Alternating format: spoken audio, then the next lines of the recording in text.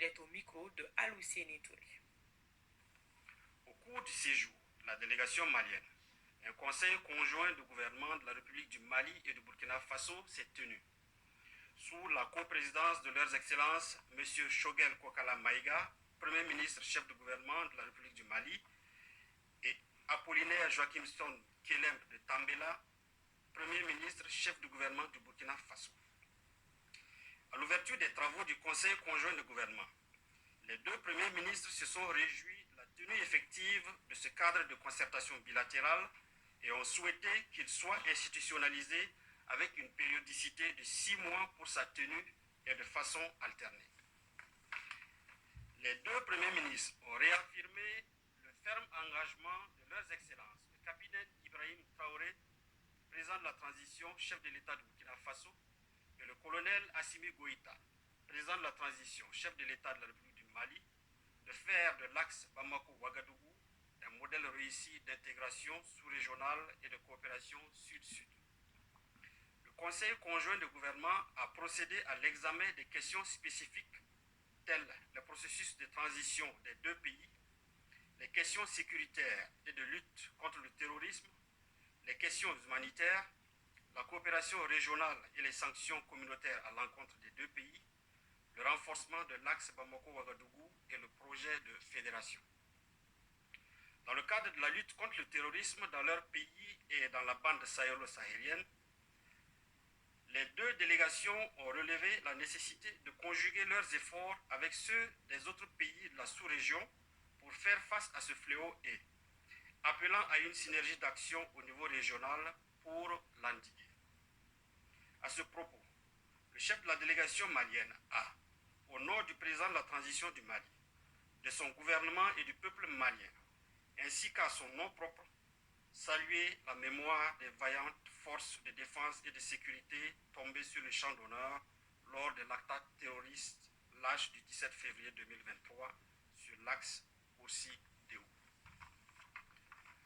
Abordant la question de la coopération au sein des instances sous-régionales, régionales et internationales, les chefs de délégation ont salué la convergence de vues des deux chefs d'État sur les questions d'intérêt commun et déploré le maintien et le durcissement des sanctions de la CEDEAO à l'encontre des trois pays en transition, à savoir le Burkina Faso, la République du Mali et la République de Guinée, en dépit de leur plaidoyer pour la levée des dites sanctions. À ce propos, les chefs de délégation ont relevé que ces sanctions imposées de façon mécanique, dont l'impact touche les populations des États concernés, ne tiennent pas compte souvent des causes profondes et complexes des changements politiques et appellent la communauté internationale à un changement de paradigme dans son appréciation. Le Conseil s'est félicité du niveau et de l'exemplarité de la coopération entre les deux pays dans les différents domaines. Afin de la dynamiser, les chefs de délégation ont instruit les ministres chargés des Affaires étrangères d'œuvrer à la tenue prochaine de la 10e session de la commission mixte de coopération entre le Burkina Faso et le Mali.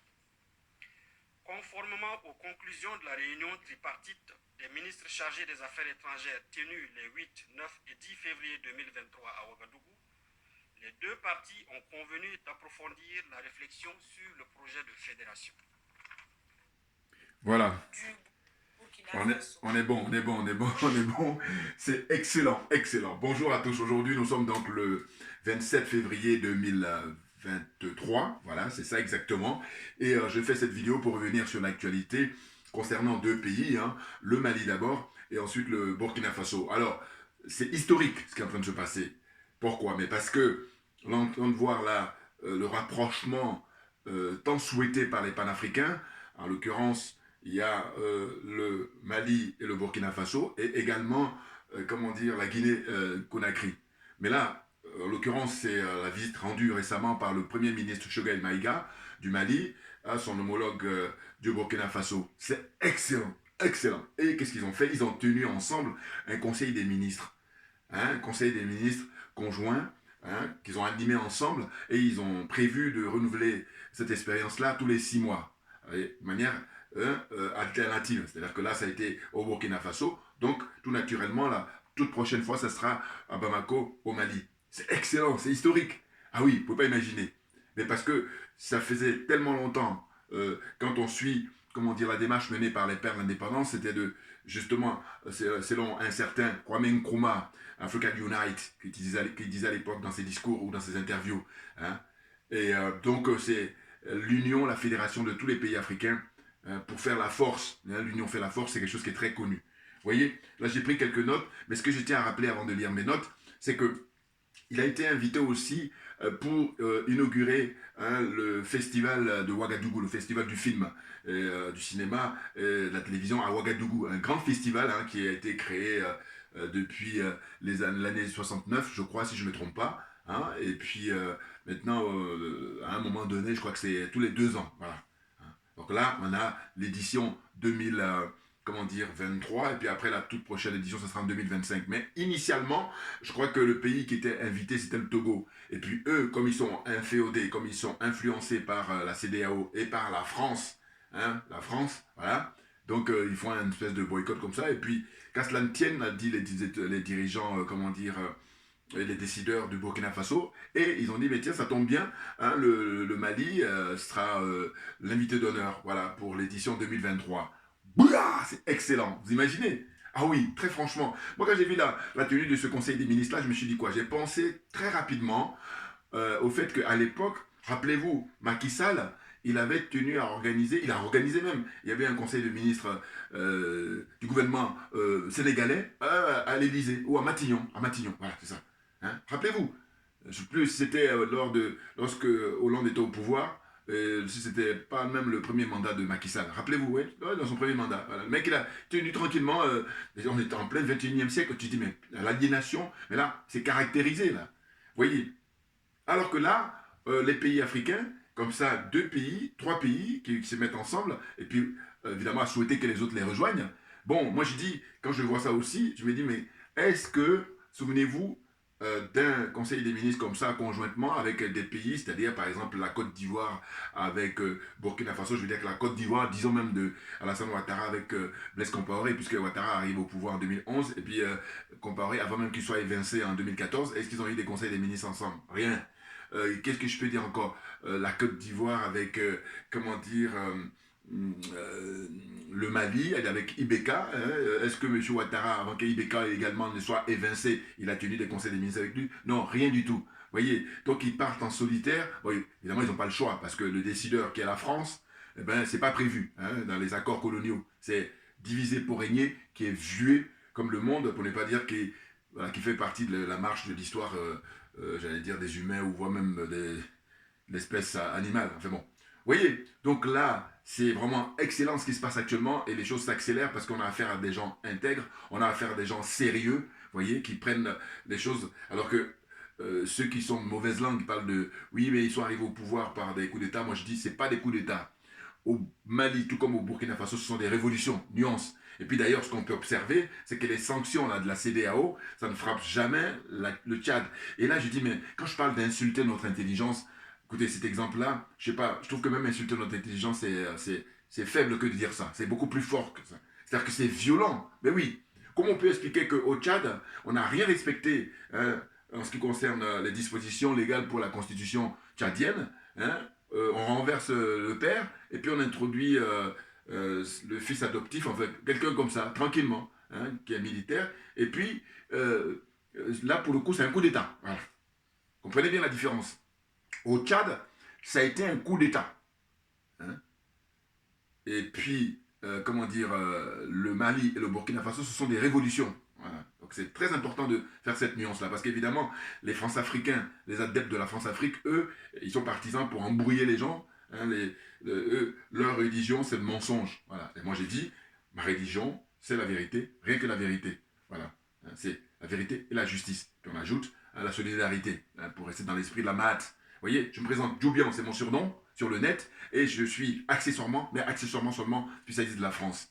Voyez-vous? Donc là, ce qui se passe actuellement, c'est vraiment excellent, parce que le Premier ministre, comment dire, Choguel Maïga, quand il est arrivé, il a prononcé un discours pour dire au peuple du Burkina de tenir bon. Hein? Donc il s'agit là d'une coopération bilatérale, tout simplement. Il a présenté donc d'abord ses condoléances par rapport aux attentats qu'il y a avec, comment dire, pas des djihadistes, hein, ce sont des terroristes, voilà, c'est le mot qui est plus approprié. Hein. On fait un abus de langage quand on dit djihadiste, non, ce qui est approprié, ce sont des terroristes, voilà, des criminels, voilà, ça c'est beaucoup plus ça.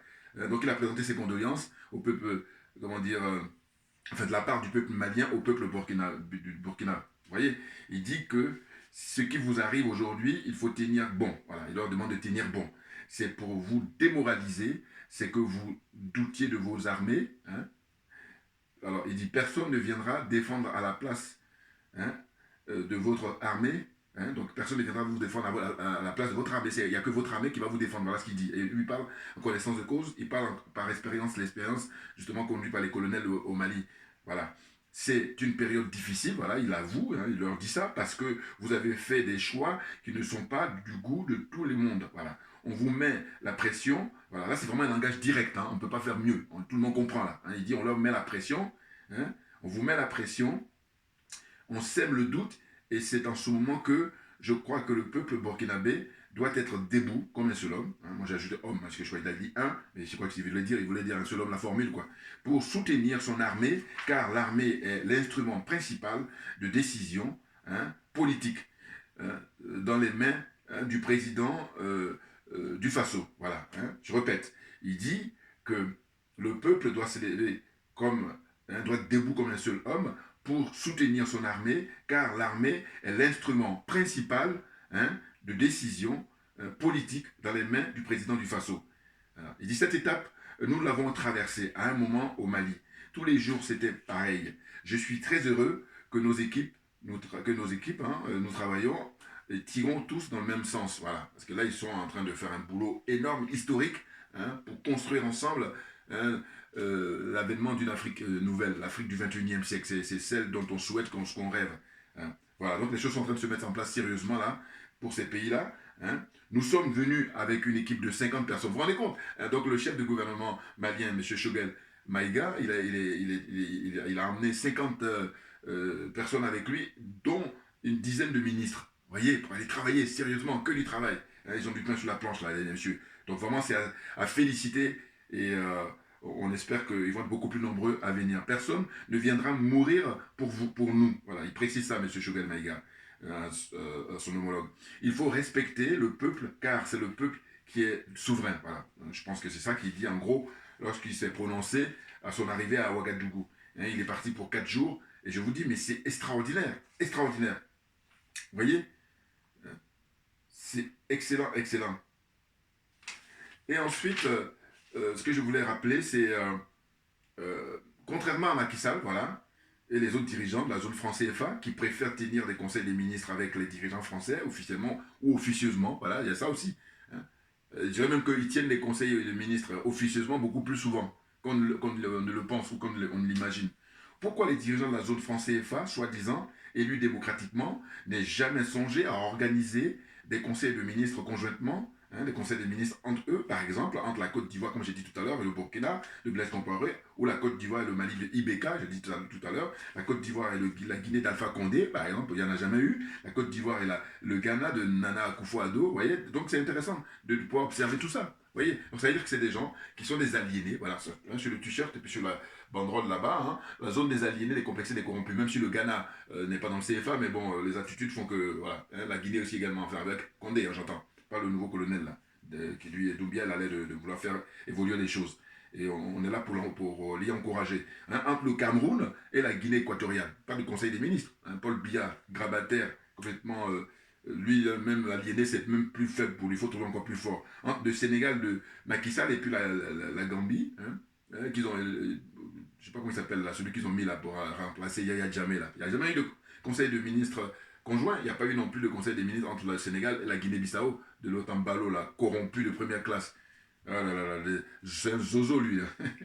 Entre le Cameroun et le Tchad, il n'y en a jamais eu. Entre le Bénin, hein, Patrice Talon là, le voyou en col blanc, et puis le Togo, il n'y a pas eu, hein, pas de conseil des ministres conjoints. Vous voyez, donc franchement, la démarche des deux pays, c'est salutaire, hein, et on doit les encourager vivement, parce qu'au fond, je dis qu'il est question aujourd'hui au XXIe siècle, pour la nouvelle Afrique, en fait, dans un premier temps, d'assurer la sécurité absolue, évidemment, et puis après la sécurité, l'éducation, mais l'éducation africaine.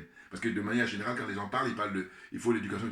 Là, ça reste vaste. Alors que moi, j'apporte la précision, l'éducation africaine, l'histoire africaine. Voilà, enseigner à les générations d'aujourd'hui, les générations à venir. Et je dis, vous imaginez, les temps passent et il y a beaucoup de générations comme ça qui sont sacrifiées, qui sont lobotomisées et ils ne savent plus où ils en sont, les pauvres, bien entendu. Maintenant, le rôle qu'on a à jouer, qu'on est en train de jouer, hein, les panafricains, c'est justement insister et mettre beaucoup d'argent hein, pour éduquer les gens et enseigner l'histoire africaine.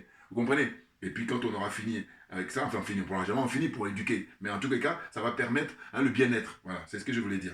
Vous voyez? Donc là, franchement, moi je félicite les dirigeants maliens, je félicite les dirigeants du Burkina Faso, et il faut dire que le colonel, comment dire, Doumbia, bon, mais il faut les rejoindre et puis faire maintenant même les conseils des ministres à trois. Hein, enfin, je veux dire, hein, sur les trois pays, hein, ils tiennent le conseil des ministres, et il est question, voilà, progressivement, de faire la fédération.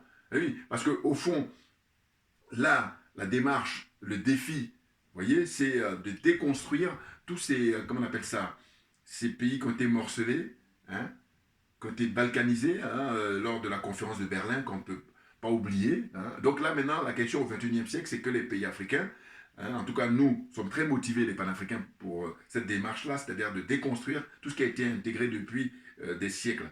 Et puis, surtout, hein, en finir avec cette fameuse conférence de Berlin où ils ont découpé, justement, ils se sont partagés le gâteau des pays africains. Donc, quand on regarde très souvent, vous voyez sur les cartes, là, hein, les lignes sont lignes droites. Non, c'est trop artificiel, ça se voit, vous voyez. Voilà. Donc, on en a la preuve et que c'est par conséquent, maintenant, il est question de se mettre au travail très sérieusement. Parce que les panafricains, c'est-à-dire les adeptes de l'impérialisme, les adeptes du colonialisme et de la France-Afrique, eux, en réalité, là je parle des frères africains hein, qui sont parmi nous. Eux, ils n'y croient pas. Voilà, ils n'y croient pas parce qu'ils trouvent que c'est trop lourd. Ils ne veulent pas l'avouer, par contre, dire que c'est lourd, mais par leur attitude, et surtout qu'ils nous combattent, c'est la démonstration qu'au fond d'eux-mêmes, ils sont défaitistes, ils sont dans la fatalité. Voilà. Mais je dis, bah, poussez-vous, nous on va s'occuper.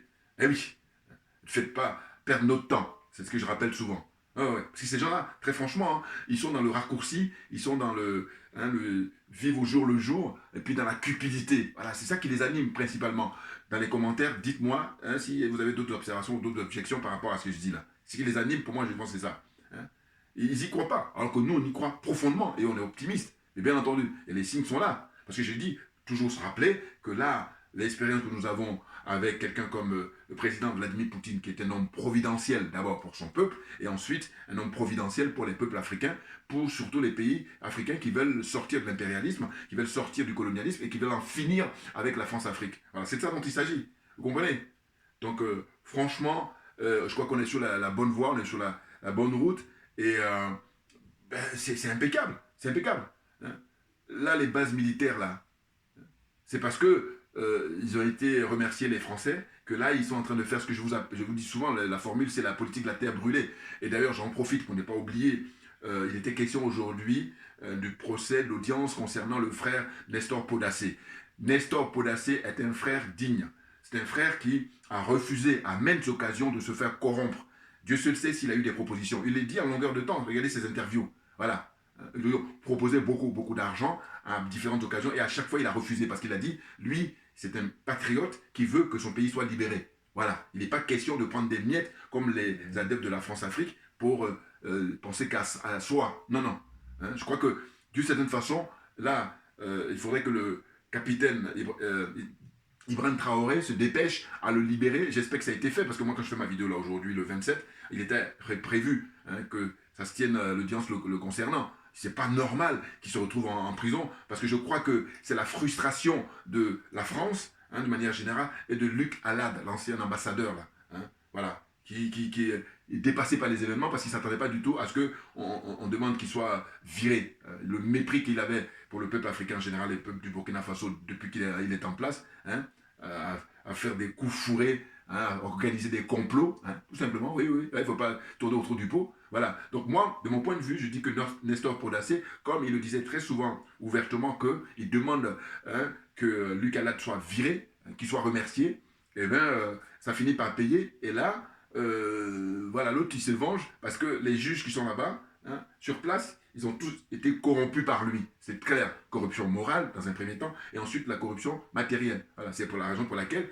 ils vont exécuter ça pour juste le faire plaisir à la France. Voilà. C'est la raison pour laquelle aussi, il faudrait que le capitaine, comment il y a des nouveaux dirigeants du Burkina Faso, mais fassent le ménage. C'est nécessaire. Je vous dis, dans le rapport de force que nous avons avec ces gens-là, qui sont les adeptes de la France-Afrique, qui sont les nostalgiques de Blaise Compaoré, eh ben, ce soit nous ou soit eux. Voilà. Donc, faut pas transiger. Il n'y a pas de milieu. Les choses doivent être claires parce qu'on a le bilan. Voilà. Même s'ils ne veulent pas le présenter, nous on sait, il est là, il est palpable. La catastrophe à tous les domaines. Hein. Domaine économique, domaine militaire, hein, domaine culturel, oui, parce qu'on peut faire plus. Il se trouve que malgré tout, comme l'homme noir, l'homme africain, il a cette capacité de résilience, c'est pour ça que même on perturbe beaucoup de gens. Ils ne le disent pas ouvertement, mais au fond d'eux-mêmes, ils sont perturbés parce que à travers l'histoire, vous voyez ce qui se passe. Malgré tout, on est là, et plus que jamais, très en forme. Eh oui, quand on parle, on utilise le terme de résilience, je crois que on a optimisé, je pense, à mon point de vue, hein, ce mot-là, très clairement. Ben oui, non mais attendez, il y en a, il faudrait moins que ça, et puis ils jettent l'éponge. Hein, des suicides en permanence. Hein, moi je vis ici en Europe, et je vous dis, la France me fait partie des pays où les gens se suicident le plus, on se pose la question de savoir, mais faut qu'on fasse une étude sérieuse pour nous donner les raisons, parce que c'est quand même bizarre. Vous voyez? Enfin bon, on fait une parenthèse là-dessus. Donc je vais dire que, franchement, l'initiative qui est menée par le Burkina Faso et le Mali, c'est extraordinaire. D'abord, le Premier ministre du Burkina avait été là-bas en visite, hein, dès qu'il a été nommé. Et avant lui-même, il y a eu le capitaine Ibrahim Traoré qui a été là-bas. Et donc, c'est la suite normale des choses. Maintenant, c'est le Premier ministre malien, Choguel Maïga, qui fait maintenant sur place, avec l'expérience qu'il a, parce que c'est quelqu'un qui a beaucoup d'expérience. Et je vous dis même que, en fait, toujours pareil, pour la Côte d'Ivoire, bon, j'espère que les opposants maintenant vont se réveiller pour de bon. Bon, je ferai une vidéo là, hein, parce que j'ai calé là une intervention de maman Odile, hein, je crois que c'est ça, Madame Odile, ouais, Madame Odile, voilà, quelque chose comme ça, voilà. Elle intervient souvent chez Kofi. Alors donc sa dernière intervention, j'ai bien aimé. Elle, où je suis pas d'accord avec elle, c'est qu'elle est pro-Gbagbo, et puis bon, mais Gbagbo, il est au-dessus de tout soupçon ou toute critique, c'est ça que je suis pas d'accord avec elle. Et quand elle attaque Blé Goudé aussi, je suis pas d'accord, voilà. Mais sinon, quand elle s'attaque à l'Occident, à l'impérialisme, et à la France-Afrique, là, je suis vraiment totalement d'accord avec elle, à tel point que sa dernière intervention chez Kofi, je trouve que parmi tous les intervenants, c'est elle qui a mis les points sur les i, hein, en tout cas qui a été droit au but, voilà. Pas tourner là et puis s'embrouiller, se contredire, non. Elle a vraiment été très claire, très brillante dans son intervention. C'est pour ça que je l'ai calée là et je vais pouvoir la passer prochainement, soit aujourd'hui ou soit demain. Et puis, comment dire ça, faire mon commentaire comme j'ai pour habitude, donner mon point de vue, voilà. Donc, franchement, on est très en forme, hein. Le festival de Ouagadougou, qui se passe très très bien, je crois qu'il va prendre fin le 4 mars prochain, un très grand festival, hein. Franchement, ça c'est l'honneur de l'Afrique, voilà. Parce que on est capable de beaucoup de choses, et Dieu se le sait. Simplement, la France a passé son temps depuis très longtemps à freiner tout ça, à freiner les énergies. Et quand je dis ça, je pense comme ça immédiatement à l'intervention qu'a eu Aimé Césaire. Rappelez-vous à l'époque, c'était à la Sorbonne, avec tous les intellectuels qui s'étaient réunis là-bas, les intellectuels du monde noir, hein, c'est-à-dire l'Afrique, les Caraïbes, les Amériques, tous les frères qui étaient tous réunis là-bas. Hein, il y avait vraiment la crème des crèmes. Hein, ils étaient tous réunis. Et puis l'intervention de Césaire, comme les autres aussi, très brillant, qui a dit il faut laisser l'énergie du peuple noir se déployer, se libérer. Oui, je résume, hein, mais vous pouvez le retrouver, hein, c'était dans les années 56 à la Sorbonne. Extraordinaire cette manifestation. Et d'ailleurs, je souhaitais depuis fort longtemps qu'il y en ait un truc comme ça, il y en ait pour le 21e siècle. Ce serait intéressant pour une continuité. En tout cas, que les panafricains, les convaincus, les panafricains authentiques, ben, qu'ils y songent, parce qu'il y a matière que toutes ces énergies-là, toutes ces connaissances puissent confronter les expériences, et puis voilà, on avance. Vous voyez? Donc voilà, c'est ce que je voulais dire aujourd'hui, et puis demander, exiger la libération du frère Nestor Podacé, le panafricain, le patriote, qui n'a pas sa place en prison, il a plutôt sa place chez lui, et puis parmi ses amis, et pour travailler, pour contribuer comme il sait le faire pour l'émancipation et la souveraineté du peuple africain et du peuple du Burkina Faso en particulier. Merci beaucoup pour votre attention, et puis à très bientôt. On lâche rien, comme j'ai pour habitude de dire, parce que c'est nous qui avons raison, tout naturellement. Voilà.